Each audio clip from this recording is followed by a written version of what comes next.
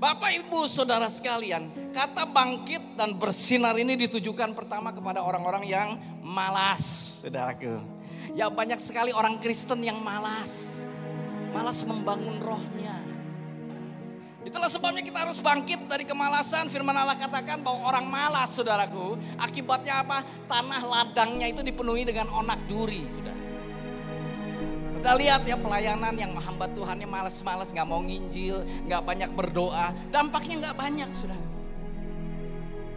Anak-anak muda yang tidak membangun rohnya sudah jatuh dalam dosa. Kenapa? Karena kemalasan.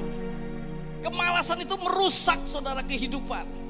Kita kadang-kadang nganggap enteng kemalasan. Ini dosa yang merusak kehidupan.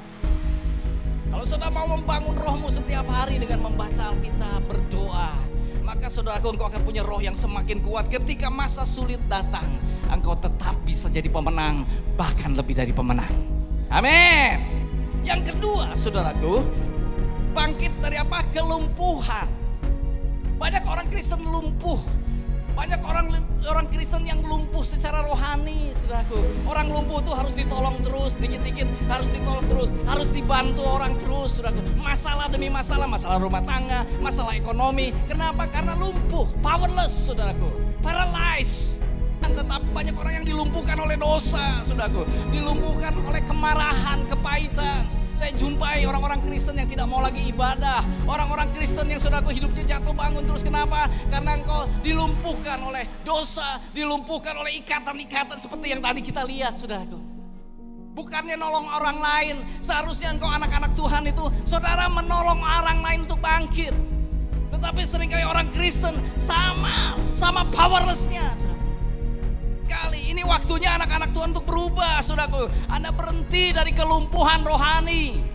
Banyak bapak-bapak lumpuh secara rohani, banyak ibu-ibu lumpuh secara rohani, banyak anak-anak muda lumpuh secara rohani, saudaraku. Ini waktunya saudara bangkit kembali, datang kepada Tuhan. Katanya berserulah kepada Tuhan. Ketika orang lumpuh bertemu dengan Tuhan Yesus, dia bilang, Tuhan Yesus, kasihanilah kami. Ini waktunya saudara datang kepada Tuhan.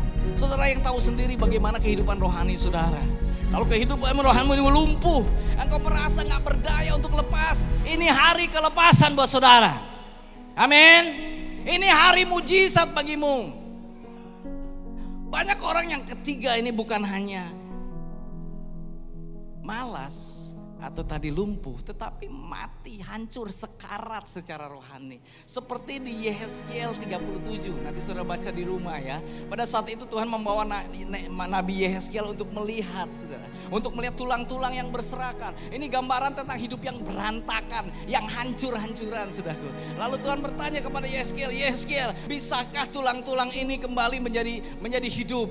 Yehezkiel sendiri gak yakin kalau saudara baca. Di situ dia katakan, Tuhan kau sendiri yang mengetahui. Karena dia tidak yakin, tulang itu sudah begitu kering, sudah begitu hancur. Ketika itu dikatakan, Yehezkiel, sampaikan firman kepada dia, bernubuatlah kepada tulang itu. Dan ketika dia menyampaikan firman, saudaraku, maka tulang-tulang itu mulai bersatu, otot-otot itu mulai bersatu, saudaraku. Apa yang terjadi, mujizat yang terjadi, kehancuran itu mulai mengambil bentuk jadi sebuah tubuh yang lebih luar biasa lagi. Tuhan berkata, ayo Yehezkiel, sampaikanlah firman itu kepada tubuh yang mati ini, bangkit, masuklah roh Tuhan ke dalammu. Maka Yehezkiel menyampaikan itu, maka tubuh itu bangkit menjadi tentara yang besar.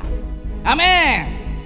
Ini yang Tuhan mau, saudaraku. Anda bangkit, berhenti, harus jatuh bangun, berhenti terus jadi orang yang dihancurkan oleh keadaan. Tetapi Anda berdiri dengan kekuatan roh Tuhan, menjadi orang-orang yang menang, saudaraku. Biarlah Natal ini adalah saat saudara mengalami kebangkitan itu. Arise and shine.